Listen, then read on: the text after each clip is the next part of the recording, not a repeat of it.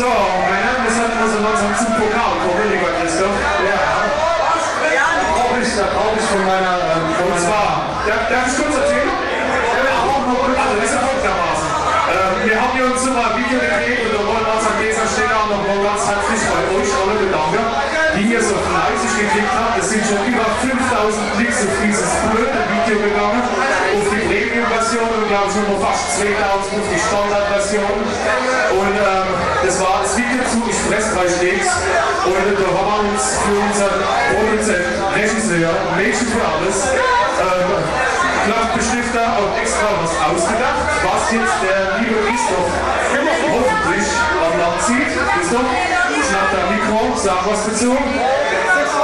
Schwoppes, das ist der Mann mit der hohen Stier, der kommt jetzt gerade noch vor.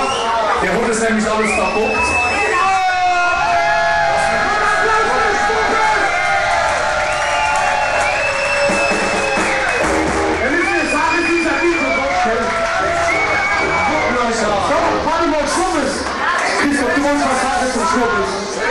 Zum Schwubbes. Lieber Schwubbes.